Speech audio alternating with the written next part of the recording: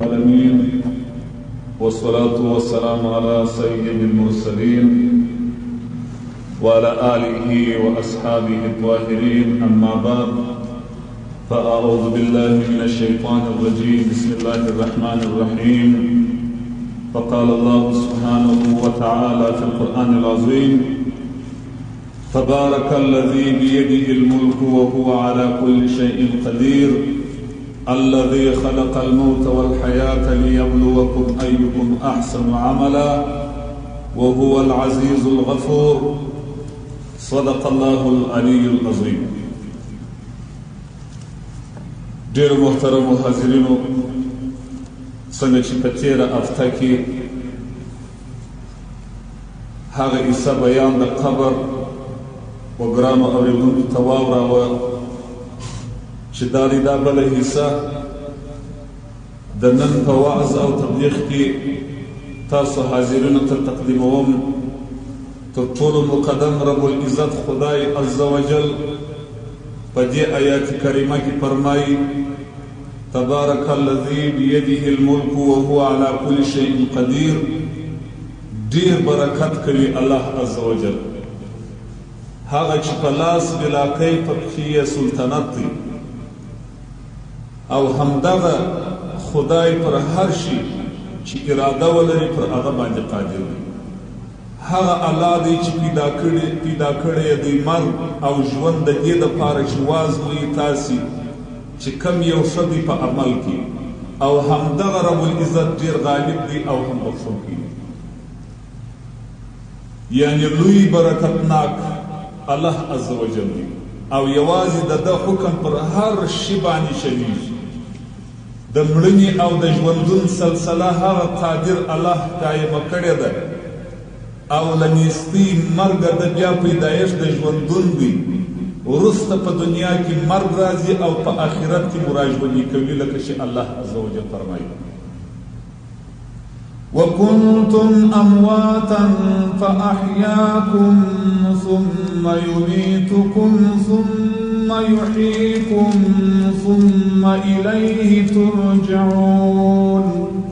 دا د مرګ او ژوند ټولې سلسلې ستاسې د اعمالو لپاره دي چې امتحان یې کړو، ځکه که اول ژوندون نه وای چا به عمل کولی، او که بیا ژوندون نه وای نو د ښو اعمالو او بدو اعمالو جزا به چیرې ورکول کېدلی. نو په یوه شب عروس کې چې 40 ساعته دی دا شب عروس، د انسان څخه 40,000 ساګانې وځي، چې لاندې د ګیډې سا او چې بیرته راختونکې سا، چې دواړه حساب کې دونه ساګانې ځینې جوړېږي. او دغه هره سا دغه انسان ته دا خبر ورکوي چې دغه ستا ډېر ګران بدن د دوام ځای نه دی، ځکه ګاهې یو څوک خبرې کوي، د خبرو د جریان په وخت کې مړ سي، هډو پیل سي، ځکه چې هغه سا شي وتلي وي، هغه دوباره راونه ګرځېږي. نو کم انسان چې د خپل مستقبل غم هم ورسره وي، هغه د نړۍ د بدلون اړخو ته ګوري، نو هغه انسان خامخا د خپل واحد داشنک الله د احکامو په ایمانداري سره پابندي کوي. 40,000 ساګانې انسان کوي په 40 ساعت. قال النبي صلى الله عليه وآله وسلم: ما من مؤمن إلا وله بابان، باب يسعد منه عمله وباب ينزل منه رزقه، فإذا مات بكي عليه، فذلك قول الله تعالى: فما بكت عليهم السماء والأرض وما كان منذرين. صدق رسول الله علیه السلام فرمایي چې مؤمن د وفات په تقریب کې د اسمان هغه دروازې ژاړي چې په هغه کې د ده عمل صالح پورته خیږي، او هغه دروازه به هم ژاړي چې د هغې څخه به ده ته روزي و رزق نازلېدی، او هغه ځمکه به هم ژاړي چې ده لمونځ پر کاوه. یعنی افسوس چې هغه ساعت د موږ څخه واخیستل سو، او د الله د قرآن همدغسې فیصله ده چې الله فرمایي: نه وژړل پر مرګ د کفارو اسمانو او ځمکو، بلکې ممکن دی چې د دوی په مرګ خوشحاله سي چې ښه سو چې دغه یو بلا د دنیا څخه ورکه سوله. قال رب العزت يثبت الله الذين آمنوا بالقول الثابت في الحياة الدنيا وفي الآخرة ويضل الله الظالمين ويفعل الله ما يشاء. دا آیات کریمه په تیره جمعه کې په تبلیغ کې ما تاسو ته ووایه. ټینګوي الله هغه کسان چې ایمان یې راوړی دي پر کلمه د لا اله الا الله په ژوندون د دنیا کې په وخت د فتنې او د مرګ او د خپل اختیار کې، او هم یې ټینګوي پر همدغه کلمه باندې په آخرت کې چې د قبر د سوال څخه شروع بیا تر دخول د جنت پورې. او کم چې کافران دي نو هغو خو په دې دنیا کې هم پرې ایښې ده، او په آخرت کې الله ځینې هیروي او الله چې څه اراده ولري هغه کوي. یعنی الله عز وجل لکه چې مثال د کلمې طیبې په ثابت سره ویلی دی چې بیخې ټینګ په مځکه کې وي او شاخونه یې په اسمان کې وي. همدغه ډول مؤمن د توحید عقیده لرونکی مسلمان ثابت قدموي په دنیا او آخرت دواړو، او په قبر چې د دنیا آخري منزل او د آخرت اول منزل چې د مقدمینو پر مذهب ورته برزخ ویل کېږي، چې د همدغې کلمې طیبې په برکت سره یو سخت امتحان کې د قبر د نکیر و منکر د سوال او جواب په وخت کې ثابت قدمه پاته کوي او د ده د مړانې ذریعه یې ګرځوي. نو همدغه مرګ د بعضې مړو لپاره د الله عز وجل له طرفه څخه یو عظیم نعمت دی، ځکه چې د مرګ څخه وروسته انسان ته الله یو بیخي پراخه جهان ته د عالم ارواح راوړي چې د مادي جهان د تنګۍ څخه یې خلاصوي. د مثال په ډول که ته یو ماشوم ته یو کوچني ته د مور په نس کې ووایه چې ته دلته د مور په نس کې په وینو ګزاره کوې او ډېر تنګ ځای دی، نو د هغه ماشوم دغه خبره زړه ته نه لویږي. همدغه ډول که ته د دې دنیا ژوندي انسان ته ووایه چې د مرګ څخه وروسته ستا دپاره یو ډېر پراخ جهان سته، خو د ده زړه ته نه لویږي. لکن چې مړ شي نو هغه نعمتونه چې وویني نو هلته یې زړه ته لویږي. او د راتلونکو مخلوقاتو لپاره هم مرګ یو غټ نعمت دی. د دې خبرې دپاره اته نه مثال سته. که د ټولې نړۍ خرماوي مکمل تور خرماوي کولی نو جهان به په خرماوو ډک وای. که چیرې د ماهي هګۍ ټول ماهیان جوړېدلی مړه کېدلی نه نو دریاب به منجمد وای. او که چیرې کیکې او غوماشې نه مړې کېدلی نو د مځکې مخ به دوی پټ کړی وای. او که چیرې دغه ضررناکه میکروبونه نه مړه کېدلی نو په 15 ورځې کې به د دنیا مخ دوی احاطه کړی وای. که چیرې د کولورا میکروب چې په 20 دقیقې کې مضاعف کېږي دا یوه ورځ پاته کېدلی چې په یوه شبه روز کې 7380 ته رسېږي دنیا بې غرقه کړې وه. او که چیرې پیل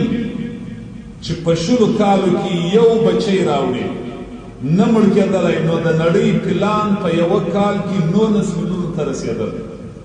ملخان که نه وژل کېدلی نو د نړۍ مخ به دوی نیولی وای. او که چیرې مچان چې یوه دانه یې 120 هګۍ اچوي نه مړه کېدلی نو بیا نورو مخلوقاتو زندګي نه سوای کولی. همدغه ډول انسان دی چې د نورو لپاره میدان خالی کړي او دوی خپله جزا هم ومومي او پیدا یې کړي. قال الرجل یا رسول الله اینام اهل الجنه قال النوم اخو الموت ولا يموت اهل الجنه. د رسول الله څخه یو سړي سوال وکړي چې ای رسول الله خدای آیا جنتیان خوب کوي؟ علیه السلام په جواب کې ورته وویل چې مرګ د خوب ورور دی او جنتیان نه مري. او علیه السلام فرمایي چې دغه ارواح یو لښکر دي که کومو ارواحانو سره پیژندل هغه به سره محبت کوي او که سره نابلده وه نو سره اختلاف به کوي. د ورورګلوۍ یوه دا معنا هم کېږي چې د مرګ نه وروسته په برزخ کې د ژوند مثال لکه د خوب داسې وي. که ښه سړی و لکه ښه خوب چې ویني او که مړی بد سړی و لکه چې سړی بد خوب ویني. دا د مرګ څخه وروسته د ژوند یو مثال دی. خدای تعالی فرمایي منها خلقناکم وفیها نعیدکم ومنها نخرجکم تارة اخرى. خاص دا د مځکې څخه الله وایي چې ما پیدا کړي یاست او بیا مو بیرته په دغه مځکه کې راګرځو او د بعث بعد الموت څخه مو بیرته راژوندي کوو. د ټولو انسانانو پلار آدم علیه السلام الله عز وجل له خاورو څخه پیدا کړی او د همدغه انسان غذا چې دی یې خوري هم د خاورو پیدا کېږي لکه غنم وریجې پټاټې او داسې نور شیان او وروسته د مرګ په عمومي ډول د انسان بدن په خاورو ګډېږي البته روح یې له منځه نه ځي او کم معلومات چې رسول الله د قبر د مړي په متعلق بیان کړي دي چې دا د اکثرو مړو بدن په خاورو ګډ سوي اجزا به په قیامت بیا سره تولیږي دا به سر راټولوي الله عز وجل او د سر به بیا ژوندي کېږي یعنی الله چې د دنیا او آخرت د ټولو کائناتو د ابتدا څخه بیا د قیامت د نوي ژوند پورې مکمل ډول اداره کوونکی دي او د آخرت د غیب د پردې شاته چې کم اسرار پټ دي د هغو مفصل علم هم د الله عز وجل سره دی لکن کم معلومات د آخرت په هکله مخبر صادق د بشریت و مخ ته وړاندې کړي دي هغه د عاقل انسان لپاره د زړه د اطمینان لپاره کافي دي چې د مؤمنانو ارواح به د مرګ څخه وروسته عیلین ته ځي او د کفارو ارواح به سجین ته ځي او دا خبره د روانشناسي علماو او د ساینسي علماو هم منلې ده له خپلې تجربې له مخې هغه وایي چې د کفارو منافقینو فاسقانو روحان به سجین ته چې د رؤو ممځکې لاندې دي او د مسلمانانو مؤمنانو چې د خدای طاعت و فرمانبرداري یې کړي هغه به عیلین ته ځي هغه په اسمان کې ګرانو محترمو که موږ په غور سره فکر وکړو او وګورو نو د دې دنیا په هره خوشحالي کې بیا هم مرګ ځلیږي مرګ شته راځو دې ځای ته چې ملک الموت هره ورځ د مرګ اعلان کوي زید بن ثابت فرمایي چې رسول الله وفرمایل لو رأيتم الأجل ومسيره لأبغضتم الأمل وغروره وما من أهل بيت إلا وملك الموت يتعاهدهم في كل يوم مرتين فمن وجده قد انقضى أجله قبض روحه فإذا بكى أهله وجزعوا قال لم تبكون ولم تجزعون فوالله ما نقصت لكم عمرا ولا حبست لكم رزقا ما لذنب وإن لي فيكم لعودة ثم عودة ثم عودة حتى لا أبقي منكم أحدا كثير تاس مرد أو د مرد فیصله وویني او وپیژني نو به د امید دا امید او د هغه د دوحکې څخه نفرت او اجتناب وکړي هیڅ یوه کورنۍ داسې نشته مګر هره ورځ ملک الموت و هغې ته خبرتیا ورکوي کله چې ملک الموت وګوري چې د یو چا عمر پوره سوی دی نو د هغه روح قبض کوي بیا چې کله د ده قریبان او خپلوان ژاړي او بېقراري کوي نو ملک الموت ته فرمایي چې تاسې ولې ژاړئ او ولې بېقراري او بېتابي کوئ زما قسم په خدای دی نه ما ستاسو په عمر کې څه کموالی کړی دی او نه ما ستاسو په رزق چې څه کموالی راوستلی دی زما هیڅ قصور نشته زه و تاسو ته راځم زه و تاسو ته بیا راځم زه و تاسو ته بیا راځم تر هغه وخته راځم چې په تاسو کې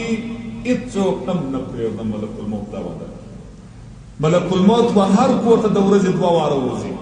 حضرت مجاهد فرمایي رحمت الله علیه د مځکې پر مخ باندې داسې کورنۍ آبادي نشته مګر ملک الموت هره ورځ 2 واره هغه ځای ته ورځي ملک الموت هره ورځ 2 واره د هر چا سره ملاقات کوي حضرت عبدالاعلی تمیمي فرمایي دي هیڅ داسې کورنۍ څوک نشته چې ملک الموت د دوی سره هره ورځ 2 واره ملاقات کوي که چیرې خلک د ملک الموت علیه السلام نصیحت واوري نو د مړي غم به یې هېر شي حضرت حسن بصري رحمت الله علیه فرمایي هیڅ داسې ورځ نشته مګر ملک الموت 3 واره هر کور ته حاضري ورکوي په هغه کور کې چې وګوري چې کوم چا خپل رزق ختم کړی دی او خپل عمر یې پوره کړی دی نو بیا د هغه روح اخلي او قبض کوي کله چې د هغه قریبان او عزیزان ژاړي او فریاد شروع کړي نو ملک الموت د دروازې دواړه بازوګان ونیسي او داسې وایي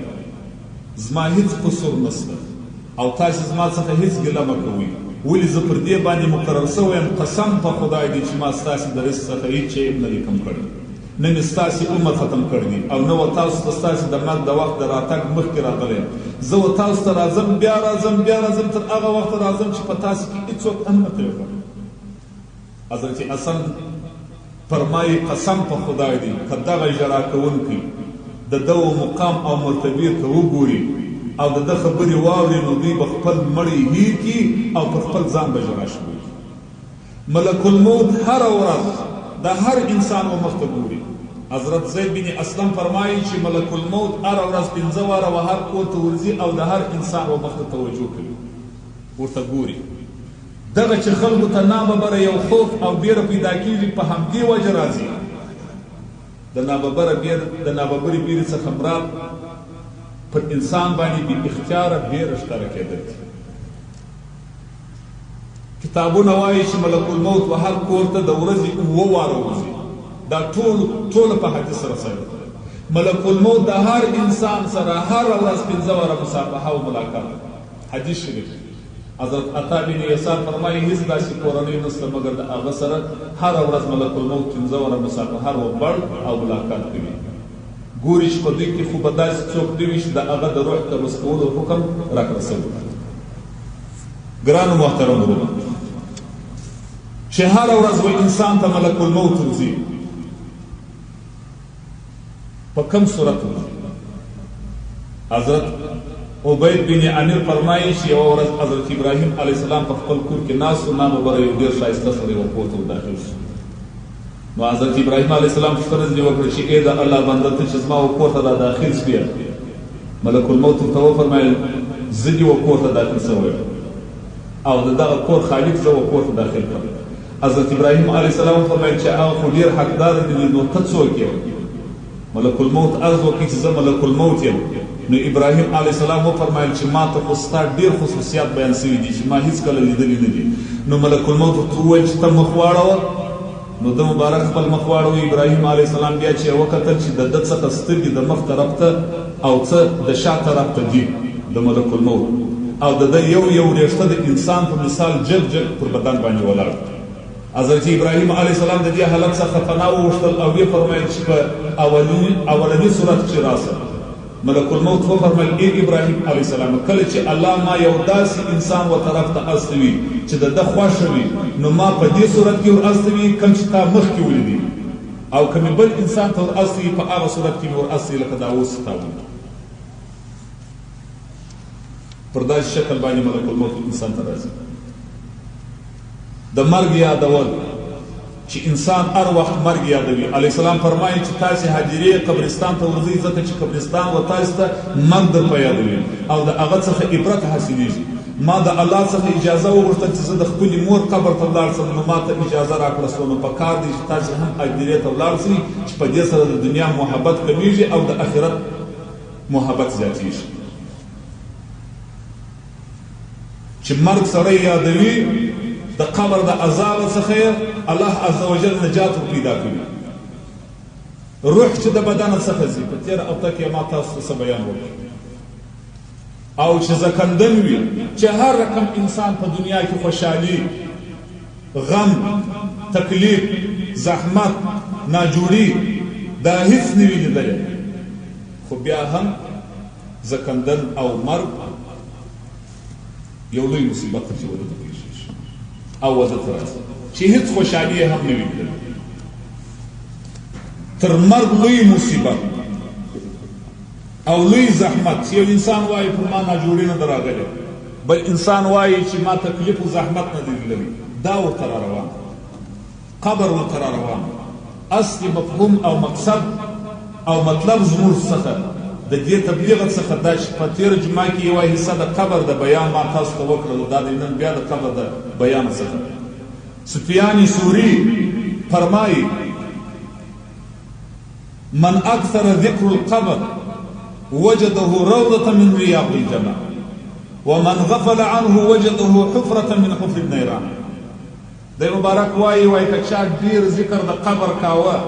وجده روضة من رياض الجنة دی به پیدا کی یو باغچه د باغچو څخه د جنت په قبر. ومن غفل عنه وجده حفرة من حفر النيران که چا د قبر یاد هیر کړي دی مبارک وایي پیدا به کې په قبر کې یو کنده د دوزخ د قلب سي. مل مسکین،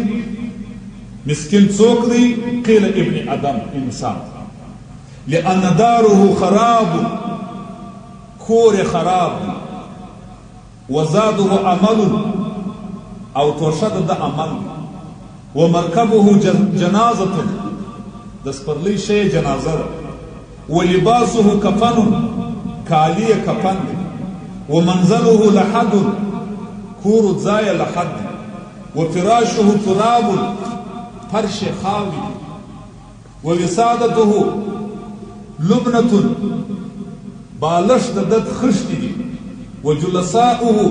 منکر و نکیر، ملګری د په قبر کې نکیر او منکر. اذا اتاه في قبره ملکان اسودان لهما عینان ازرقان، دا ډېرې تورې دي او سترګې شنې دي او داسې تیز رڼا کوي لکه د برېښنا ده. او په لاسو بأیهما مقنع لا يقدر على حمله الثقلان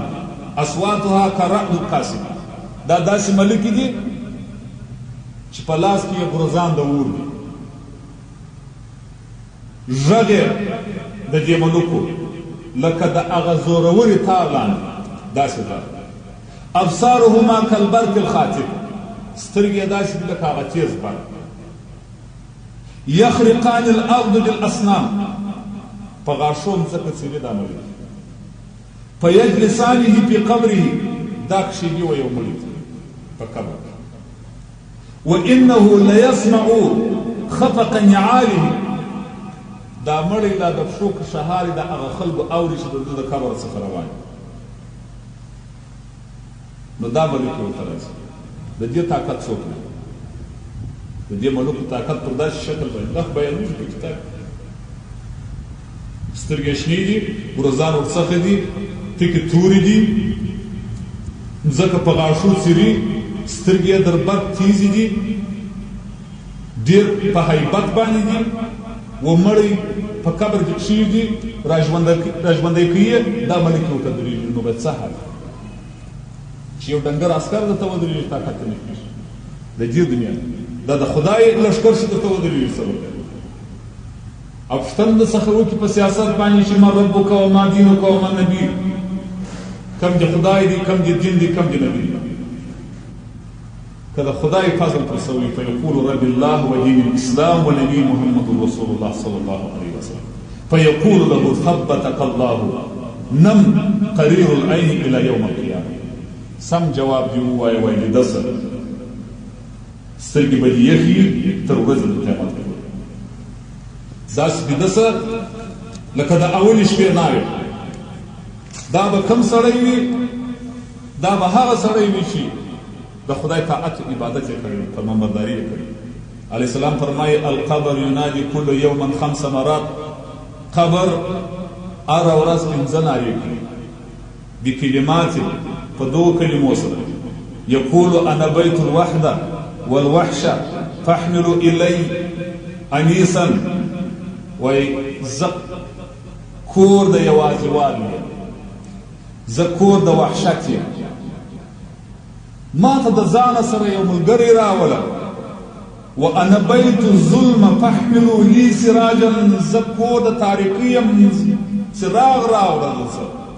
وانا بیت التراب والحجر والمدر، زه کور د خاورو د ډبرو او د لوټو یم. فاحملوا لی فراشا، راوه د ځانه سره فرش. وانا بیت الفقر فاحملوا لی کنزا، زه کور د فقر یم، راوه خزانه درسره. وانا بیت الحیات والاقارب فاحملوا لی تریاقا، زه کور د لړمانو و مارانو یم، راوه تریاقو دوا د دې لړمانو و مارانو. په کور په زیرخانه کې چې خزدکې پیدا سي، نه د بازار څخه دوا رانیسي په زیرخانه کې پایې شي او وینې وخوري. د قبر د خزدکو، د قبر د لړمانو د مارانو دپاره د کومه دوا رانیویه. قال العرابي فداك ابي امي، یو عرابي ورته زما مور پلار در تا صدقه و قربان سي ای رسول د خدای. فما الانیس فی القبر، ملګری په قبر کې چیش دي؟ قال قراءة كلام الله القرآن. علیه السلام ورته ویل د قرآن عظیم شان دا ملګری د قبر چې قرآن سره یې وایي. قال ما السراج فی القبر، څراغ په قبر کې چشتي ای رسول الله خدای؟ قال الصلاة باللیل والنهار، د شپې او د ورځې لمونځ کول دا څراغ د قبر. وقال ما الفراش في القبر، فرش په قبر کې چشتي یا نبی الله؟ قال العمل الصالح، نیک عمل. قال ما الكنز في القبر، خزانه په قبر کې چشته یا خیر خلق الله؟ فقال النبي عليه السلام اسمع يا ربي وهو قول لا اله الا الله محمد رسول الله. د قبر خزانه ډیره ویل د لا اله الا الله محمد رسول الله. قال عليه السلام كل يوم ينادي القبر 7 مرات اولها تقول الارض يا ابن ادم. عليه السلام ووار قبر ناری وی وای چې ای زوی د ادم، ای انسان، تفر مني على ظهري، تشتي ازما څخه پر شا باندې د ځکه پر شا د ذکر روان. فسوف تحبس في بطني، ژر دی چې ته به بندي سې ازما په نس. وثانيه تقول يا ابن ادم تمشي في الجماعه على ظهري، اي انسان ته په ډلو ټولۍ کې زما پر شا باندې ګرځې. فسوف تقع وحيدا في بطني، څنګه به ژر راسې او یوازې زما ونست. وثالث تقول يا ابن ادم تضحك على ظهري فسوف تبكي في بطني، زما پر شا باندې خاندې ژر دی چې ته به زما په نس کې وژړې. ورابعه تقول يا ابن ادم تأكل الالوان على ظهري،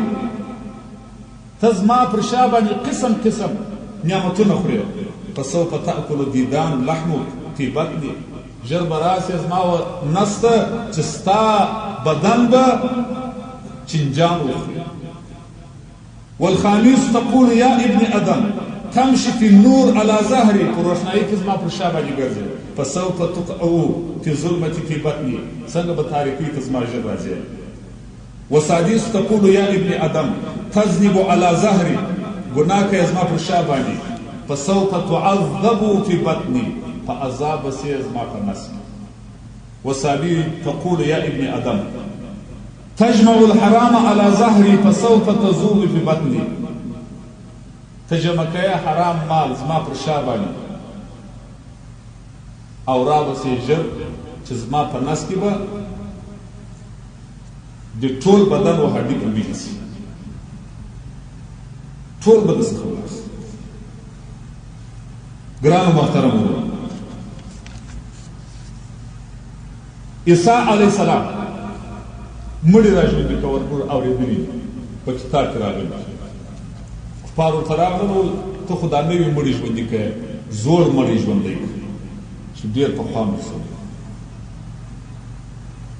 د مبارک ورته وویل تاسې مختاره کړئ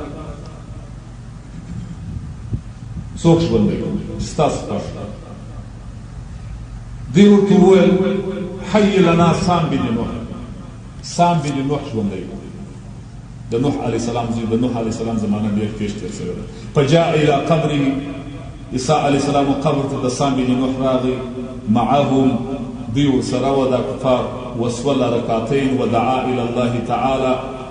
2 رکعاته لمونځ یې وکړي، دعا یې وکړل. فاحیا الله سام بن نوح، خدای په آن واحده سام بن نوح ورته را ژوندی کړي. فاذا رأسه ولحيته قد بيض، کله چې سام بن نوح د قبر څخه راووتی د سر وریښتان یې تک سپین وه، د ژړ وریښتان یې ټول سپین وه. فقال ما هذا شيب، يعني ان شيب لم يكن في زمانك، ول دا څه پیغورتوب دی، دا خو ستا په زمانه کې نه و، دا ولې داسې تک سپین سر وي او سپینه ژړ. قال سمعت النداء، ول چې ستاسې غږ ما واورېدی په قبر کې. فظننت ان القیامه قد قامت، زما دا ګمان سو چې قیامت قائم سو. فشاب رأسي ولحيتي من هيبة القيامة، د ډېره هیبت څخه د قیامت زما د سر وریښتان سپین سول او زما ژوره سپینه سول. قال منذكم انت ميت، قال من 4,000 سنه، 4,000 کاله. دې پوښتنه ځینې وکړه چې څو وخت د مرګ کېږي؟ 4,000 کاله. فما ذهبت عني سکرات الموت، سبحان الله. په دا 4,000 کاله کې زما څخه سختي د مرګ نه ده تللی لاره سره ده حتى الآن فما من مؤمن يموت إلا وعرضت عليه الحياة والرجوع إلى الدنيا نسته داسې یو مؤمن مسلمان چې وده ته ژوند چې دی مړ سي ژوند و دنیا ته رجوع ورته کوي فیکره ذلک لما لقي من شدة الموت وقربته دی انکار کوي چې زه بېرته دنیا ته نه ځم په خاطر د چی شي په خاطر د دې شي دا سختي د مرګ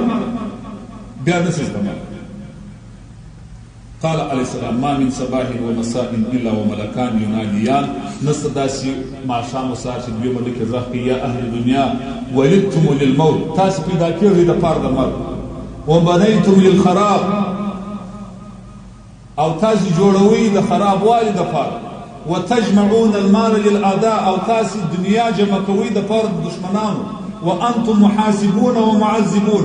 او ستاسې سره به حساب کېږي او ستاسې ته به عذاب ورکول کېږي ثم يوم القيامة عند ربكم تختصمون قال عليه السلام كن في الدنيا كأنك غريب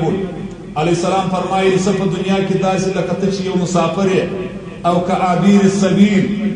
یا تیریدونکی پر یو لار باندې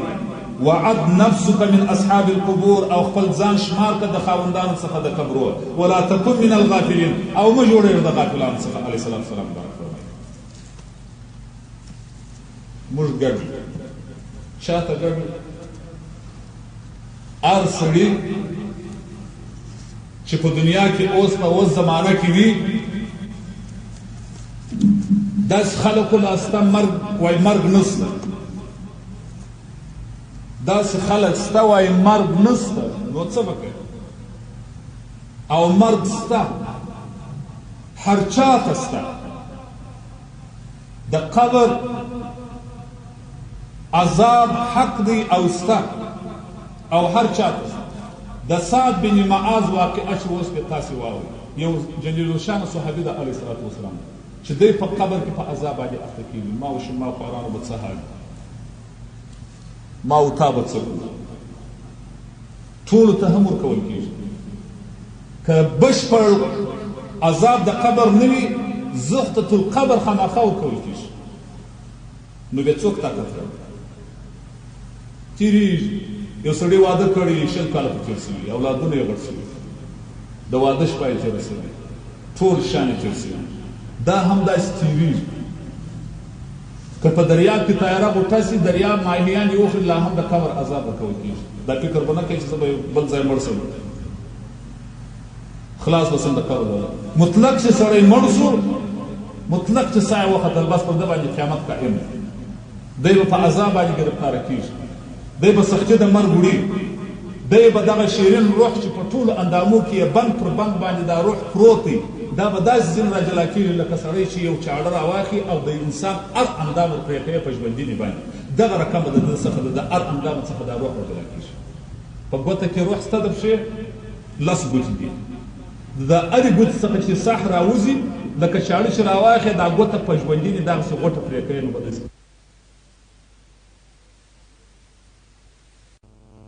تر د دې قربانو صدقه سو تاسو اورېدلي دي په صحیح حدیثو کې راځي چې پر آل باندې د مزیې بغل ته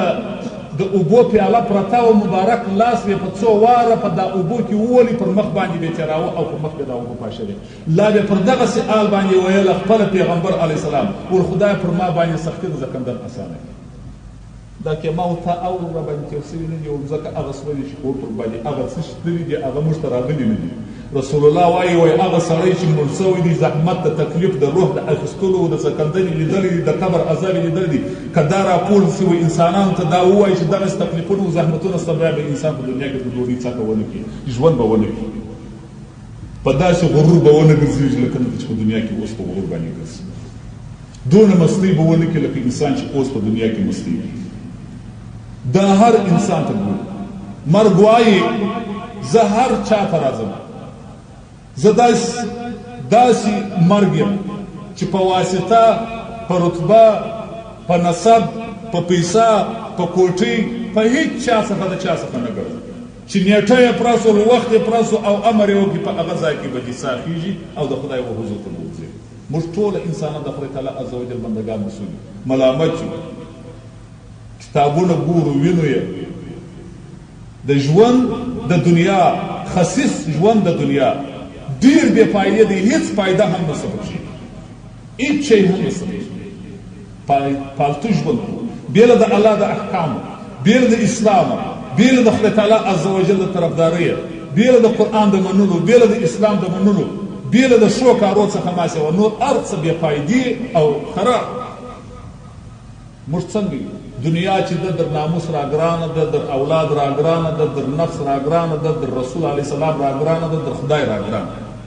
که یو سړی ووایي چې دا دې څه وویل کاري صاحب چې د رسول علیه السلام هم ګرانه ده در خدای والله تر رسول الله هم ګرانه ده تر خدای هم ګرانه ده ثابتوی یې په کتاب درته تر رسول الله په دې ګرانه ده چې رسول علیه الصلات وسلام وایي حرام مه خوره ته غلا کوې حرام خورې نو د رسول الله در باندې ګرانه شو د رسول علیه السلام په کار دې خدای وایي غلا مه کوه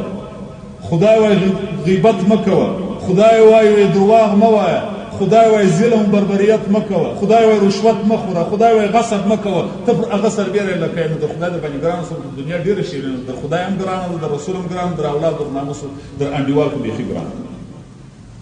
د دې مردارې دنیا لپاره ول نه دین داري درین صورت نه دنیا اخر به مو دواړه د بابین څخه تلي د دې مردارې په راجمع کولو کې به نه دین لرو نه دنیا او نه آخرت درې سره به مو خطا یې ورملا طالب درې سره دې خطا سو په دا دوه پوه سولم چې دنیا او آخرت درې مو د بابا سره د توت میلا باره به هیڅ شی نه کوي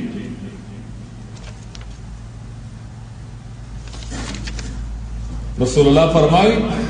القبر روضة من رياض الجنة وحفرة من حفر النيران قبر باغچه د باغچو څخه د جنت او یا کنده د کنده څخه د دوزخ د قبر عذاب پر اقسام یو عذاب زوقت القبر دا چې مړی و قبر ته ورتاسي دواړه دیواله د قبر باندې راسي ما سي مطلق او تاکي خاوي پر واړولې د لحد دواړه دیواله پر مړی باندې داسې راځي چې راځي نو چیش کیږي ما سي د مړی څخه مشلي لکه سره چې د دیواله څخه مشلي یا داسې نه د مړی ټول هډوکه یو د بل سره ورتیر شي په دا اندامو کې شي دا سره ورتیر دا ډیر بد عذاب د حضرت علی کرم الله وجهه مور فاطمه رسول الله ته تیور کړی علی السلام د دې په غیږ کې لوی رسول الله خپل مبارک کمیس په دې واغوستی وقبر ته رسول الله ورتاسو یو لاس مبارک د قبر پر یو دیوال ونیوي دا بل لاس د قبر پر دا بل دا غس یو ساعت ولاړ علی السلام چې بیا راپورته شو ابوبکر صدیق ورته وایي یا رسول الله صنعت معها ما لم تصنع لغیرها داسې کار دې د دې سره وکړي چې د بل چا سره دې نه وکړي رسول الله ورته وویل د دې پر ما ډېر حقوق دي د دې په غیږ کې لوی سوی یم د دې ډېر مشان مې خرڅ کړي دي د خدای په لار کې مې ورکړي دي زما ناز یې ډېر وړی دی ایمان یې پر ما راوړی ما خپل قمیص ته واغوستی چې د قبر د عذاب ورته رانسي قبر ته چې مې ورښته کړل قبر یو د بله پر راغی ما په لاس ونیوي دا دیوالونه مې په لاس ونیوي خدای عز وجل ته مې وویل چې ویې بخښ کله چې یې وبخښل نو زه راپورته شوم چا ویل یا رسول الله دغسې د قبر راتلل پر هر چا راځي علیه السلام ورته هو یو وارې په صحابو کې رنګاټ شو ژړاوې سولې وایي ای رسول د خدای ته خو د هر چا و قبر ته هم نسې حاضرېدلی او نه و هر چا ته قمیص ورکولی سې دا به زموږ څه حال ټول غمجنه شول ډوډۍ یې نه خوړل او نه یې اوبه څښلې دستي جبرائیل امین په آن واحده د الله د طرفه څخه راغلی والحبیبه الله وایي زما بندګان دي ولې غمجنه کړل خاطر دې ولې ور ازرده کړي د حضرت علي مور ته که کمیس تا ورکړي زه د جنت کمیس په اغوندم ته که د مور قبر ته راغلې زما رحمت به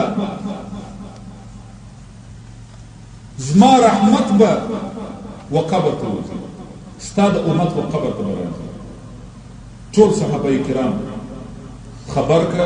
او خبر ورکړه په دې سره څوک چې یوه شپه څلور رکعته نفل وکړي فقط یوه شپه په عمر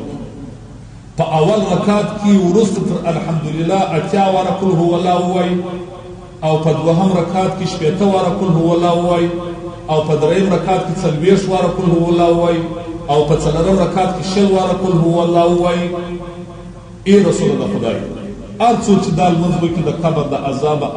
او زخدة القبر څخه به الله عز وجل امان ورکړي او وبې ساتي او سل رحمته به یې اوبو ته داخل شي که چا دا څلور رکعته لمونځ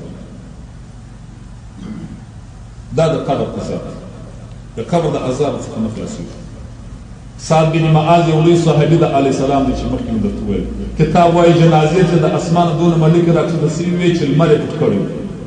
صحابه وویل ای رسول د خدای دا لمر ولې داسې خوب دی؟ رسول الله د ډېرو ملکو د کثرت د وجې چې د سعد و جنازې ته راشوه سوي. کله چې یوه قبر ته وطاقي علیه السلام د قبر و څنګ ته کښېنستی مخ مبارک یې تغییر وخوړي ژم شو تر سترګو مبارکو یې اوښکې راتوی سوې. یو ساعت ناستو مبارک علیه السلام را ولاړ سو او داسې صحابه ورته وویل لو نجا احد من عذاب القبر لنجا سعد بن معاذ که چیرې خلاصوالی پیدا کړي یو څوک د قبر د عذابه البته هغه به سعد بن معاذ وي چې د عذاب څخه به د قبر نجات پیدا کړي. صحابه عرض وکړي چې یا رسول الله څه حال و د سعد بن معاذ په قبر کې؟ علیه السلام ورته وویل کله چې مو سعد بن معاذ ښخ کړي اویا دروازې په قبر کې د دوزخ ورته راخلاص کړي. سبحان الله قبر باندې راتم کله چې زما رنګ ژړ شو د الله له طرفه پر قبر غږ وشو چې زه د خپل دوست مخ ژړ نه خوښوم نو یې سعد را وبخښه دستي په قبر کې د جنت دروازې ورته راخلاص کړي. صحابه وویل ای رسول د خدای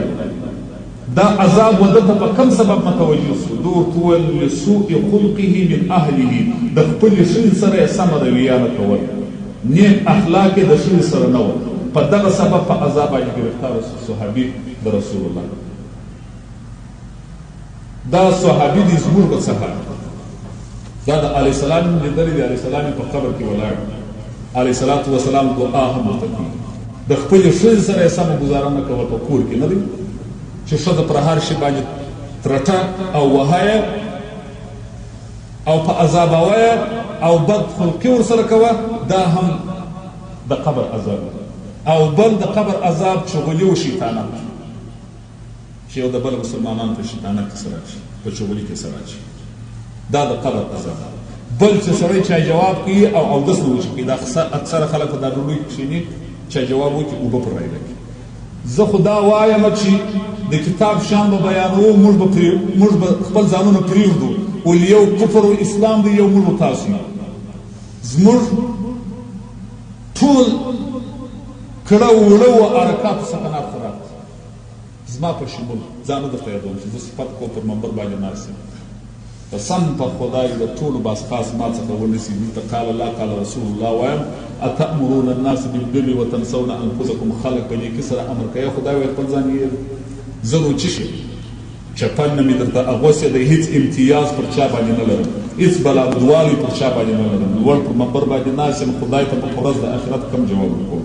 چې تا څنګه عمل نه په کوه خلکو ته دې ویل که دې په خولې کې تاثیر وای نو به خلکو عمل په کولی که خلکو ژړلی لکه مولا صاحب چې پر منبر باندې تبلیغ کاوه هېڅ چا نه ژړل یوسې دې وژړل هغه هم کوچی و ورته ناست په تبلیغ در سره نه پوهېدی چې تبلیغ شي ده ورته واقعي چې زما تبلیغ په تا کې اثر وکړي هغه ویل مهرباني وکړه ملا صاحب تبلیغ نه پېژنمه زما یو اوزګړی ورک وته چې پر دا منبر باندې دا زړه سره غورځی زما هغه اوزګړی را په یاد شو په دغه خاطر ژړا راغله چې خدایه زما اوزګړی شو تبلیغ موږ څه کوو قسم په خدای چې ماښام شوق درته جوړ کړم سازنده درته راولم رسول وي چې دغه انسانان خو ورسي چې په پیسو باندې ټکیس کوي په 12 بجې په 12 نیم بجې چې زه تبلیغ شروع کوم درې ډنګر راته ناست یاست ناوخته ګرده راځئ چې شا هغه لمانځه ته پر فکس یوه بجه باندې وایي کاري صاحب لمونځ ورکړه پر فکس یوه بجه باندې دا د خدای د رسول خبرې دا خو د یوازې د کاري صاحبو د طالبانو کار دی چې هلته په حجره کې ناست په کتاب کې ګوري عملي کوي یې که نه عملي کوي موږ به د هغه رقم چمونه کوو چې هر څه مو کوله بس خدای بخښلي وي کاري صاحبه چې نیمه زره و ټوک ورکړو د دغه بیان وکړو چې خدای سر کول و جنت ور واچولو د جنت خبرې به نه کوي جنت نسته ستاسې په سترګو جنت نه لیدل کېږي دا به بیا دا به تاسې زړه ته ډاډ ورکوي چې جنت نسته جنتون د خدای تعالی دا سته مګر هغه کسان چې ورنیږي هغه جلا کسان هغه جلا خلک دي ولې په قرآن کې وعده ده الجنة للمتقین د دې دنیا پرهیزګاران زما په شمول پرهیزګاره په ټول مسجد کې نه دي ناست راولاړ شي چې یو سړی وایي زه پرهیزګار پرهیز څه شته وایي لمونځ په باب پسې کوي د بانګو پیسې را اخلي ماتې راکوي په پنجي کې راکوي لسی و شلی خو لا نه راکوي چې تعلیم درته ودرېږي پنجي ورکوي چې پیر راڅخه ولاړ نسي او پر نورو اسرافي شیانو باندې پیسو جوبو خولې مو خلاصې کړي د اسراف د شیطان پر لار باندې هغه چې ما ته راکړل حرام دي په ما وخوړل ابتدا مې د په دې حاضر امام پسې کړه پسې ودرېږم نه مو دوه قبلېږي نه مو لمونځ د خدای تعالی ووځل چې یوه روپۍ په کالو کې حرام وي یوه روپۍ چې په کالو کې حرام وي هغه لمونځ صحت نه لري چې د خدای عز وجل نازنین بنده جوړ نه سي جنت په سترګو ستا ولاړ چې هر څونه خلک دعاوې درته وکړي هر څونه خلک دعاوې هر څونه غیرتمند سي هر څونه بیداره سي هر څونه دنیا پیدا کړي چې عمل دې سم نه کې په قبر کې وایي چې ناوې په خپله ښایسته نه د مور د پلار ښایسته سړی څه کوي په تبارک الذي د مولا ولاکه کېږي په ختم د مولا ولاکه کېږي چې دا قبر ته د مولا ولاړي چې لاس ته پورته کړي چې الله مغفره په دغه ولاکه کېږي په ختمو ولاکه کېږي په هیڅ ولاکه کېږي غیر په ژوندوني د خپل عمل څخه چې هر شی د خدای حضور ته یووي هغه به ستاسو انسان که جمله قبر ته ونه لري د شاخه کړی دغسې منډو نو څه در کېږي مولا شوتالو ژوي چې په اجره کې نو سوالو د بله یو سړی راکاږي دی چې وایي ما ته پیسې راکړي دی په دغه تمه درغلی دی ستا مړي څه کړي ملا صاحب یاسین پر مړي باندې وایي ملا صاحب یاسین پر مړي وایي د مړي نه پس د وخته لا خطر کور والا ورته وایي ملا صاحب دا یاسین دی بس کړه هغه مړی مړ شو تا یاسین شروع کړ دی ول مړی دې زه څه کوم زه خپل یاسین پیژوم دا مړی ته چې د ملا صاحب ورځي دا د دې د خاطر نه ورځي چې زه به دعا ورته وکړم دا مړی به خدای وبخښي دا د دې خاطر درځي چې د ده تمه د پیسو ده چې د پیسې ورکړي خلاص په ملا سره نه بخښل کېږي په ما سره نه بخښل کېږي نصیحت دا دې سره کوو عمل نه پکو ټول شان مو خراب دي اعمال مو خراب دي اولادونه مو خراب دي ملک مو خراب دی ژوند و زندگی مو خرابه ده کردار مو خراب دی لمونځ مو پر طریقه ولاکه لمونځ دی احکام د خدای منل او احکام د خدای پر ځای کول هم پر هغه صحیح طریقه باندې ولاکه دا کتابونو نه ولاکه درواغ وایي په هغه ملک چې کفر وي په هغه ملک برکت نشته په هغه ملک چې کفر وي په هغه ملک برکت نه په ما کې شته نه په تا کې شته نه په بل چا ته چې دونه د رسول الله صلی الله علیه و آله وسلم د سنت پابند یې ولاکه ته د خدای د آیاتو پابند ولاکه ته د خدای پر لار برابر نه ته د رسول الله پر لار برابر نه ته د جنت پر هغه رونق روان ولاکه خاص د دوزخ پر لار باندې قدمونه برابر کړي دي پر هغه لار باندې نو کم ځای بیان کم اړخ بیان د خدای و حضور ته ورځو د خدای حضور ته مخکې د ټول چې جنت پس د جنت باس ونه کړو که کاري صاحب پر نمبر باندې وویل چې جنت یې سر کل ورواچول خلاص یوه کلمه ووایاست لا اله الا الله محمد رسول الله جنت ته لاړ باس خاص په قبر کې پر زکندن د خدای په حضور کې چې هر څه مو کړي وه وړاندې کوو باید ژوندي یو وایو زړه ته مو دغه راولېږي چې کشکې مو نیک عمل کولی خو وس و طاقت مو کار نه کوي چې دا بیا په چا کوي دا مو زړه غواړي چې د خدای لارې ته ولاړ خو د هر یو زړه غواړي مګر چې کولی نو څه شیطان دونه را باندې زور شوی نفس دونه را باندې زور شوی چې کولی نو څه کوي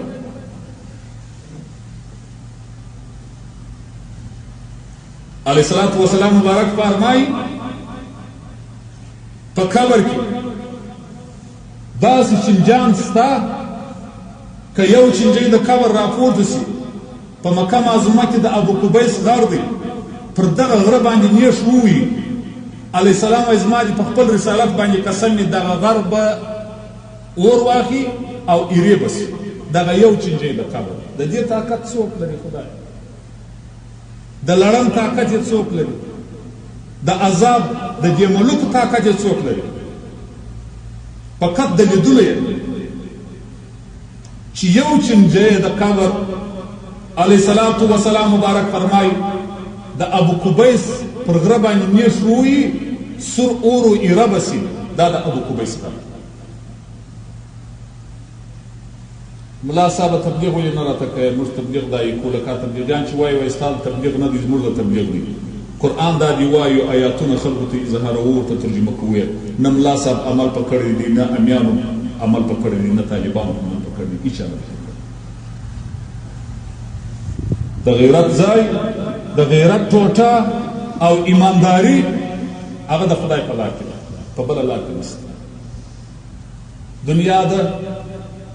چې په څنګه طریقه باندې پیدا کړو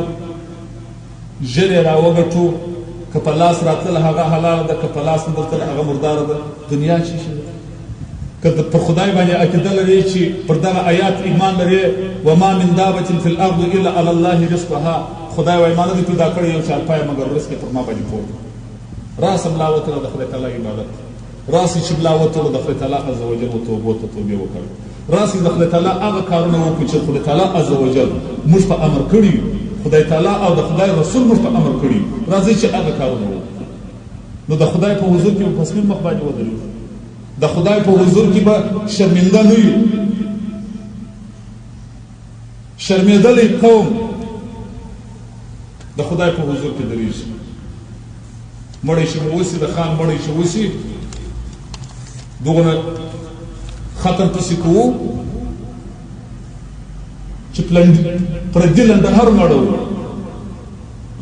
یوه دانه ورځ د خدای لار ته ولاړ د طالب سره کومک نه کوو د مجاهد سره کومک نه کوو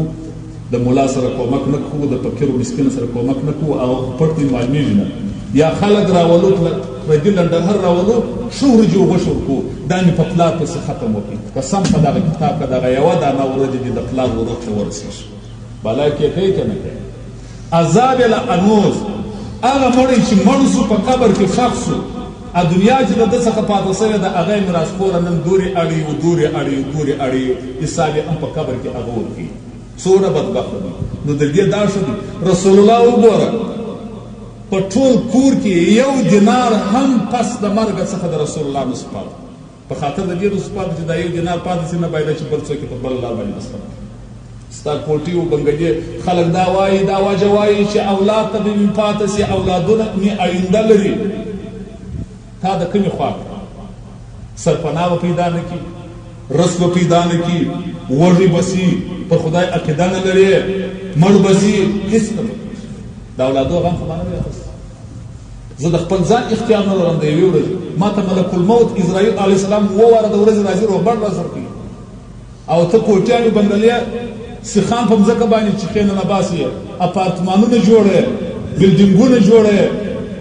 بانکونه جوړې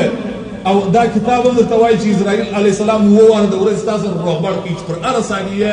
غږ پر وکړي په هغه ثانیه پر هغه ځای باندې مړ نه پس کې وخت خلاص دا بلډینګونه دا ششه کوټې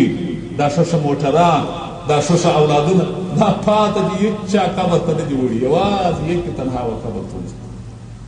د دې ټولو مظلمه چې په هره لار دې پیدا کړې وه په هره حرامه دې ګټلې وه په قبر کې به خدای عز وجل ته جواب ورکوي دا چې موږ د اجرو ته ځو دا سپېره سپېره قبرونه وینو چې دا غونډۍ خاورې په پرتې دي دا داسې ساده ځای نه دی د دې لاندې نور شیان شته موږ ته دا معلومېږي چې جنډۍ پر ولاړ ده پر رپېږي او سپېره قبر دی په داجره کې روان یو خلاص د دې لاندې نور شیان ډېر شته د دې په تل کې د دې قبرو په تل کې ډېر عذابونه شته د دې قبرو په تل کې ډېر داسې خلک شته چې د جنت په نعمتو او د جنت په بادو باندې هلته اخته دي ناست دا ساده کار نه دی چې بالا مړ سو خلاص هلته ور واچوو ژوند بې فایدې نه دی چې دلته موږ خدای ژوندي پیدا کړي او بیا مرو بیا هم په آخرت راپورته کړي دا داسې یو ابس کار نه دی چې خدای تعالی عز وجل پیدا کړو مړه یې کړو بېرته مو راپورته کړي بې فایدې نه دی دا د امتحان ژوند دی چې امتحان به ما ورته ضرور امتحان به په عبادت کې ورکوو امتحان به په صداقت کې ورکوو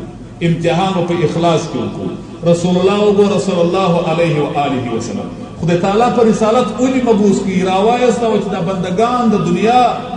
دا ټول رای راسته راواړي و اسلام ته رهنمایي کړي و ښو کارو ته رهنمایي کړي اوس د رسول الله صلی الله علیه و آله وسلم وارثان علما پاتې دي چې دا دین د علیه الصلاة وسلام دوی برپایه کوي او دوی خلکو ته بیانوي او ورته وایي ما ورته د علم په قول کړي ما ورته د علمو د طالب څخه بد و سپېره طالب یو سپیره طالب د هغه ایمان او غیرت او د هغه وجدان او د هغه چې پر خدای ګران دي پر رسول الله ګران دي په هیڅ یو خان کې نسته. خان معنا خائن چې په دا ښار کې شته. د یو سپیره طالب غیرت او د یو سپیره طالب تاسې به نه یې لیدلي چې د کفر په مقابل کې رسول الله ولاړو، صحابه ولاړو، صحابه ټول طالبانو، ټولو دین اصلاوه. طالب چې ته وایي، طالب دې ته نه وایي چې دی طلب د بل شي کوي، طالب دې ته وایي چې دی دین حاصلي، دی د خدای فرمانونه حاصلي. صحابه کرام د رسول الله طالبان و، د رسول الله څخه قرآن او دین زده کاوه. د رسول الله په بغل باندې ولاړو، په مقابل کې د کفر ولاړو. هغه د کفر تور تم هغه رسول الله ورک نابود یې وګرځاوه. رسول الله بیرغ سپین پورته کوي، ټولو کفارو ته چلنج ورکوي چې یو کافر غږ نشي کولی د علیه السلام د صحابو د بي. نن ولې خوار مسلمانان دونه کمزوري دي؟ نن ولې خوار دا په نامه مؤمنان داسې کمزوري دي چې کفار پکښې غورځي او لغتې پکښې وایي؟ نن ولې کفار نه ځینې بیریږي؟ د نړۍ جبابره قوت همدغه کفار دي چې دا به هم دغه مسلمانان ماتوي.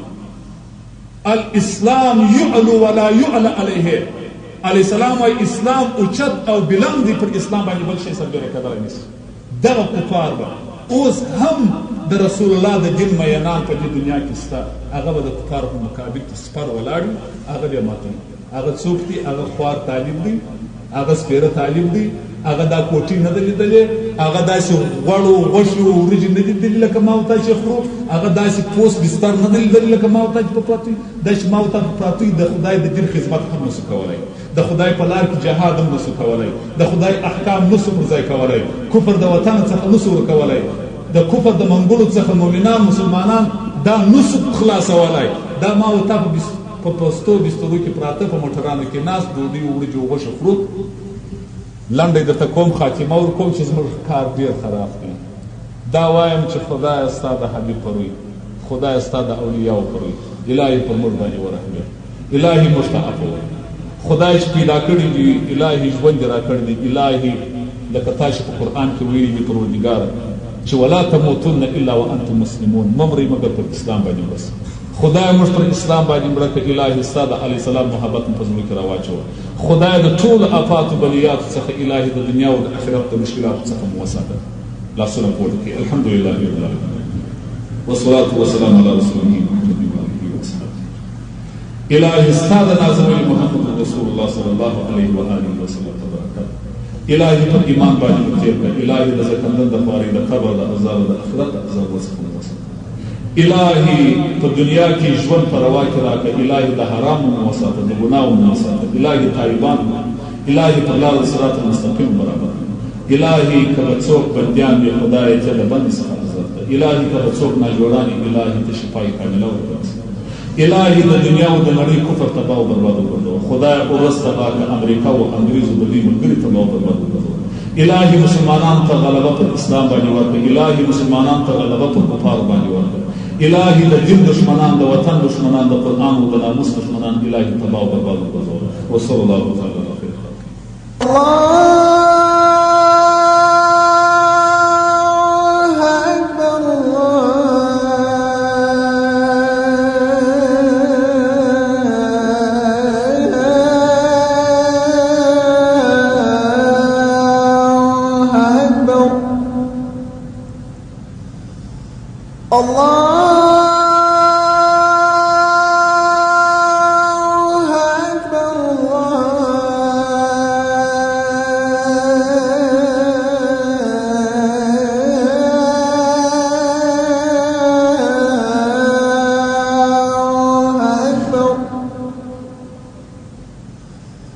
أشهد أن لا إله إلا الله.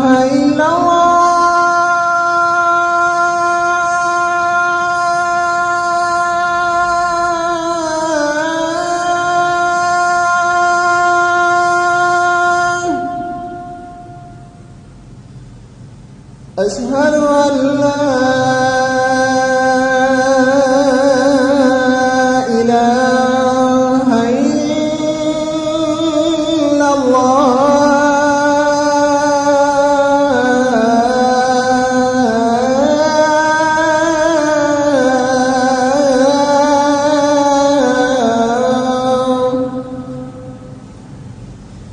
أشهد أن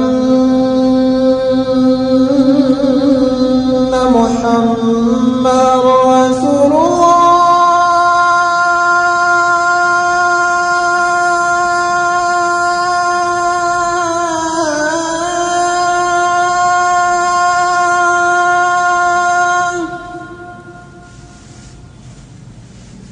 أشهد أن محمدًا رسول الله.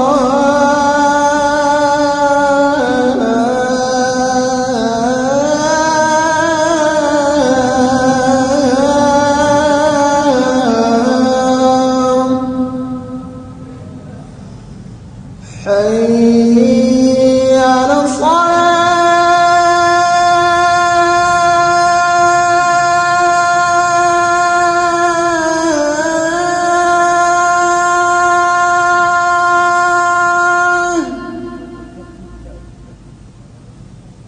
حي على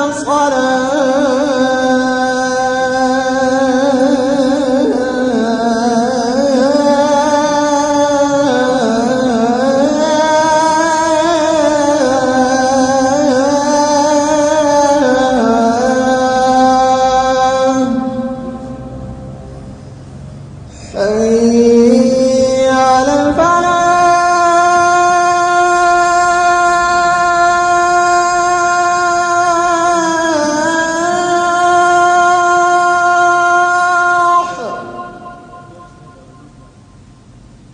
حي على الفلاح.